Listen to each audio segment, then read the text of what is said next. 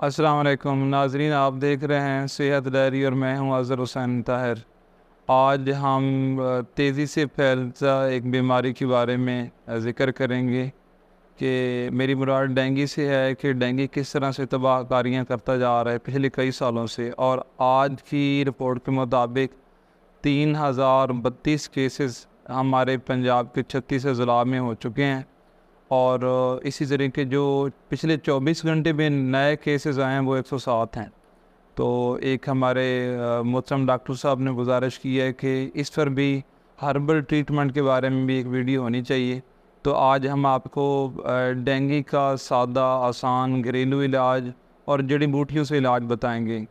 आप अगर ख़ुद तहलीली उज़लात के मरीज़ हैं, आपको पहले मच्छर काटता है तो फ़ौरन आपको मलेरिया हो जाता है, कमज़ोरी के शिकार रहते हैं, आपको असाबी कमज़ोरी है, तो निस्बतन आपको बुखार होने के चांस ज़्यादा हो सकते हैं। आप या आपकी फ़ैमिली में किसी को ये प्रॉब्लम है तो ये चंद घरेलू आसान चीज़ें और ये टोटके आजमाएँ, इंशाअल्लाह आपको लंबे चौड़े ट्रीटमेंट की ज़रूरत नहीं पड़ेगी। वैसे भी हमारे जो रवायती तरीका इलाज, एलोपैथिक तरीका इलाज है, उसमें इसका कोई स्पेसिफिक इलाज नहीं है।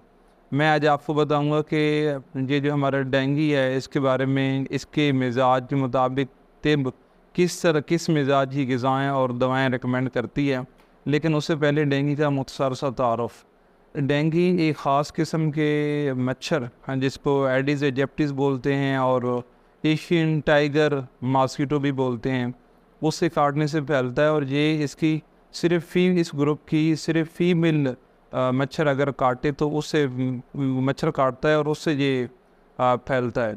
और सिर्फ फीमेल मच्छर काटने की वजह ये होती है कि जो फीमेल मॉस्किटो उसको अपने एग को मैच्योर करने के लिए और डेवलप करने के लिए हमारे खून की ज़रूरत होती है, खून से प्रोटीन की ज़रूरत होती है कि वो ये अपने एग तैयार कर सके, इसलिए वो हमें काटती है मच्छर और उससे फिर ये फैलता है। तो इसकी जो किस्में हैं, एक तो ये है कि ये बहुत मतलब 4 में से 1 बंदे को सही अलामात आ रही होती हैं। अक्सर को मतलब डेंगू होता भी है और वो ठीक भी हो जाता है, और हल्का फुल्का डेंगू होता है और या शदीद किस्म का भी हो सकता है। अगर हम इसको 3 किस्मों की बात करें तो ये माइल्ड डेंगू हो सकता है, हेमोरेजिक फीवर हो सकता है और डेंगू शॉक सिंड्रोम हो सकता है। इब्तदाई दर्जे में हम इसकी इलामतों के बारे में अगर बात करें तो इसको हल्की फुल्की इलामात इस तरह से आती हैं कि बुखार होता है, आँखों के पीछे दर्द होता है, जोड़ों में दर्द होता है, थकावट, उल्टी होती है और बुखार तेज़ होता है। लेकिन 1 से 2 दिन में बुखार जब उतर जाए और उसके बाद शदीद इलामात अक्सर शुरू हो जाया करती हैं। शदीद इलामतों में कि पेट में शदीद दर्द, जिस्म पर रैशेज़ होते हैं, मसूड़ों में से खून आना शुरू हो जाता है, तो ये शदीद इलामात होती हैं।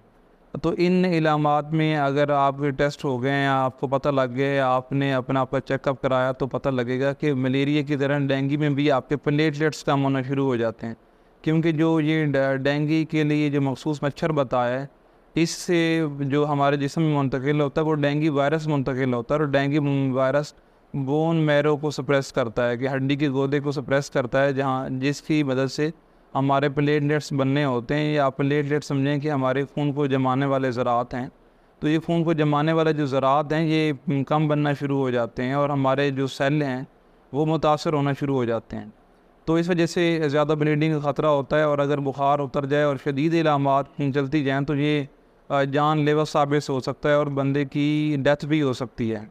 तो आमतौर पर अब वैसे एलोपैथिक तरीके इलाज में पैरास्टामोल खिलाई जाती है और इलेक्ट्रोलाइट्स को पूरा करने के लिए कोई ड्रिप्स लगाई जाती हैं, पानी ज़्यादा पिलाई जाता है, जूसेस पिलाने को कहा जाता है, और स्पेसिफिक कोई दवाई नहीं है। और ऐसी अद्वियात, ऐसी ग़िज़ाएँ जिससे खून पतला होता है वो मना की जाती हैं। तो हर्बल में भी यही है कंसेप्ट कि आपने अदरक हो गई और खून पतला करने वाली दीगर अशिया, काली मिर्च का ज़्यादा इस्तेमाल, तो ये चीज़ें आपने नहीं लेनी जिससे आपको खून पतला हो, इससे मज़ीद आपको नुकसान हो सकता है। बल्कि तिब ये कहती है कि आपने जो चीज़ें लेनी हैं वो खुश सर्द हूँ या खुश गर्म हूँ, आपने अपने हकीम तबीब के मशवरे से ये चीज़ इस्तेमाल करनी है। लेकिन खुश सर्द और खुश गर्म चीज़ों के बारे में थोड़ा सा मैं आपको बता देता हूँ। हकीम अशरफ शाकिर साहब रहमतुल्लाह अलैह वो कहा करते थे कि जो उन्होंने इलाज किया मरीज़ों का, कि अगर आपको लगता है कि अभी इब्तदाई दर्जे में है आपकी डेंगू, तो जो जिससे चाय बनाते हैं पत्ती हमारी, 1 चम्मच डाल 2 किलो पानी में डाल के इसको बॉयल कर लें, और ये जो कहवा सा बनेगा वो किसी बोतल में स्टोर कर लें। जब भी आपको प्यास लगे यही पानी पिएं, ताकि पानी भी पूरा हो और अंदर खुश्की भी जाए, ये मकसद होता है। इसी तरीके से पपीता खाना मुफीद है। और अगर उनका ब्लड प्रेशर नहीं बढ़ता, गुर्दे ठीक हैं, तो आप दालचीनी का कहवा भी दे सकते हैं, आप उन्हें चने भी इस्तेमाल करवा सकते हैं। मतलब कुछ चीज़ें देनी है साथ, पानी के साथ साथ कुछ चीज़ें भी देनी हैं।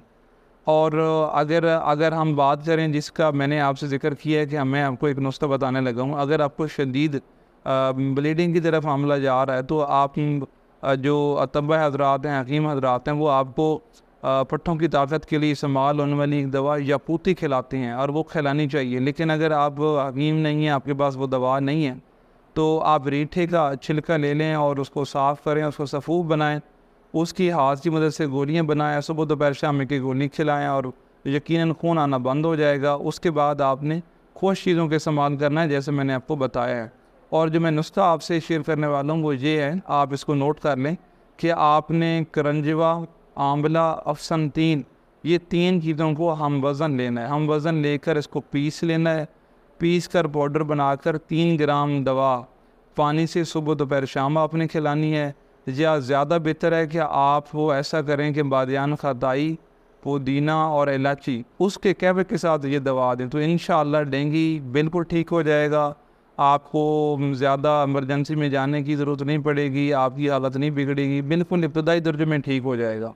सिर्फ़ और सिर्फ हमने इसका मिजाज जो दवाइयों का रखना है और ख़ुराक का, वो खुश सर्द और खुश गर्म है। खुश सर्द और खुश गर्म में मैंने चीज़ों का ज़िक्र किया है, बादियान खताई है, इलायची है, मुरब्बा आंवला है, चनों उबले हुए चने हैं, तो और काली पत्ती का कहवा है। ये चीज़ें हैं अगर आपने इस्तेमाल करनी है, और पानी ज़्यादा इस्तेमाल करना है, तो पपीते का इस्तेमाल ज़्यादा करेंगे तो इंशाअल्लाह डेंगू ठीक भी हो जाएगा, रिकवर हो जाएगा। आपको किसी किस्म के बुखार वगैरह की दवाई लेने की ज़रूरत इंशाअल्लाह नहीं पड़ेगी।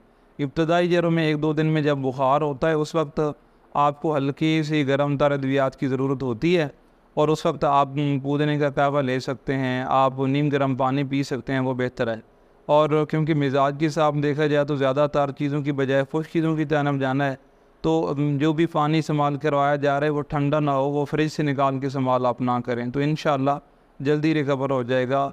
डेंगू का ये आसान इलाज, डेंगू के लिए ये आसान टोटके आप दूसरों से भी शेयर करें। मज़ीद तफ़सीलात के लिए और घरेलू इलाज के लिए, किचन फार्मेसी से इलाज के लिए और इलाज बिलग़िज़ा के लिए आप हमारे यूट्यूब चैनल को सब्सक्राइब करें, ताकि आपको मुफीद वीडियोज़ मिलती रहें। बहुत शुक्रिया।